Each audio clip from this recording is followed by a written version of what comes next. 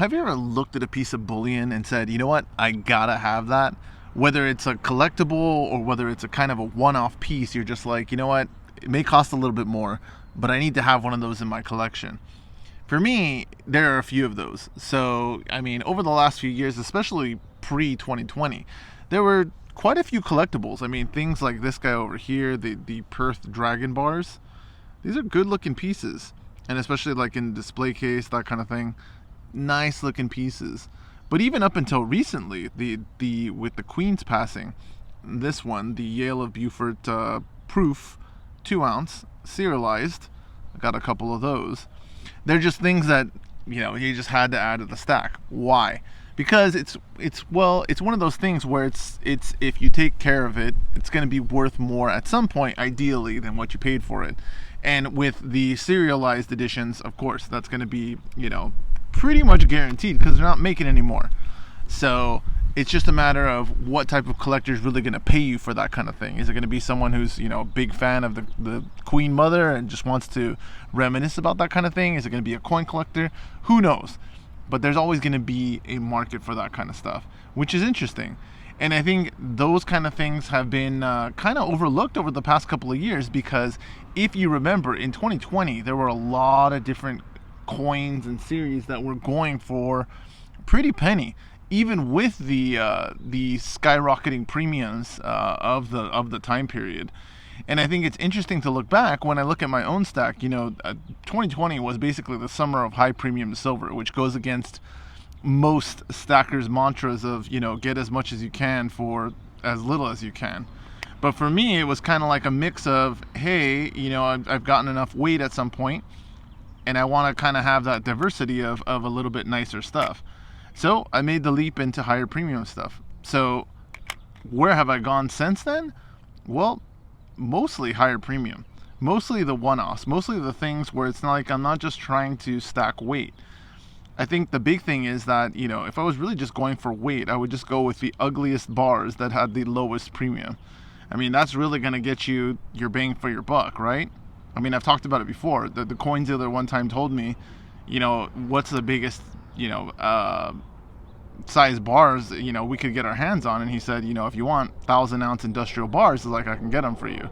So I was like, oh, I didn't even know that was an option. But it makes perfect sense. I mean, realistically, if you're a stacker, I mean, again, bang for your buck is paramount, right? You're not made of money. Or maybe some of you are. Maybe that's why you have such an interesting hobby like stacking. Now, to that point, moving forward, it just seems like a lot of that momentum's been lost with the higher premium stuff, that they're just not making anything that really stands out, that really catches your eye like they were before. Will it change? Yeah, probably. But again, according to most of you who like replied in the comments, you know, it's really been kind of a change in the atmosphere of stacking in general. People, you know, going from an affordable hobby, which it may have been before the pandemic, to kind of a stacking for necessity or stacking for weight because, you know, that's what makes sense during this time period. And it does make perfect sense, right? It really does. The interesting thing is, I'll give one commenter credit for bringing something to my attention, which kind of challenges the, again, one of the main mantras of precious metals, which is, again, it's kind of, you know, it's always been money, it's God's money, you know, this and that, you know, metals have thousands of years of history. But one thing that he pointed out, which, again, I still have to do the research on, so don't crucify me over it.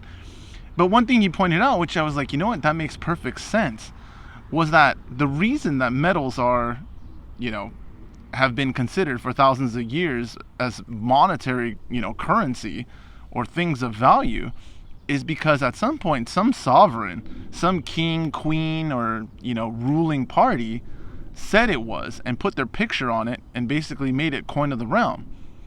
And I thought about it and I was like, you know what, that's actually interesting. Because I remember from, what class was it? It was some type of history or geology, and I know those seem like very different fields, but it was something in that realm where we were talking about the ancient Sumerians and how, you know, they had one of the first writing systems, cuneiform, And they used those those little clay tokens as currency. And it reminded me that, yes, there were other forms of currency out there that predated the use of metals. And so what was the impetus at some point for someone to say, hey, this metal or that metal should be a traded currency? And I think it was, to this commenter's point, Norm's point, that it probably was because it was ordained by somebody that this is going to be the case. Now, that's kind of interesting because, again, that's something that we don't really think about, right? I would think that most stackers don't think about that. They just assume that, prehistoric man traded metals. No, at some point somebody said this is something of value and this is how we're going to do things, and everybody else followed along. Well, if that's the case, doesn't that kind of go against, stacking in general? Doesn't that kind of fly in the face of what we think of as the point of stacking, to be your own bank and get outside the system and physical and blah blah blah? If it only came to be because someone dictated that it was going to be the case, does it still hold the same value?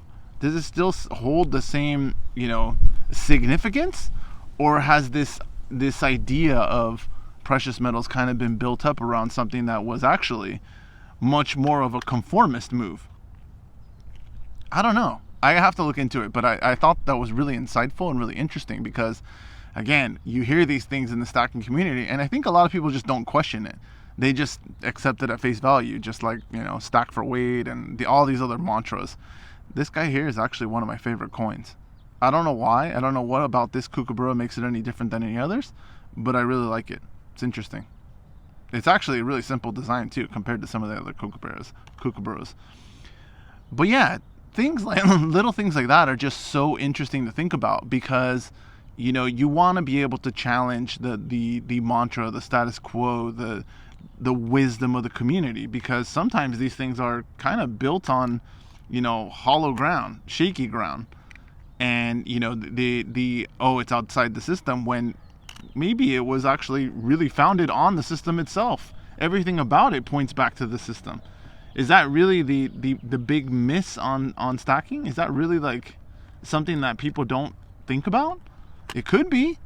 Little things like that. Again, all of these different things, they all come back, at some point to the forefront. Again, metals, is it going to save you during SHTF? Probably not. At least not as much as food and ammo and, the other things are going to save you. Is it going to save you during the collapse of the dollar? No, because the people with weapons are going to come take your stack if they know you have it. So it's not going to do you much good there. Is it going to preserve wealth over the long run? Maybe. That's the big maybe.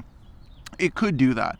Again, I think the big inflation narrative was definitely challenged during the last couple of years with metals because they lost just as much as stocks. So, does that really?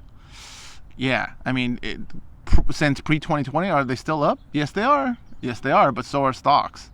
So that's the hard part, is, where you're going to draw the line of what's considered a success. These are all interesting thoughts. And I think these kind of things, if you really think about them, they demonstrate to you the value of stacking for good and, not so good. And that's okay. Not everything, there's no magic bullet in anything. There's always, pros and cons to whatever it is you're thinking about. But just that little fact about, or whatever it is, we'll call it a hypothetical fact about, the whole metals idea being ordained at some point by some type of sovereign, that makes a lot of sense. And it makes me interested to find out what the real answer is. Because I know that, we know that there were other forms of currency before, precious metals.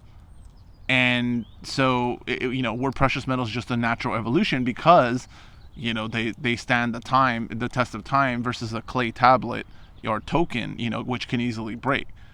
I don't know. These kind of things are very interesting. But again, they go to the very foundation of what we do as stackers.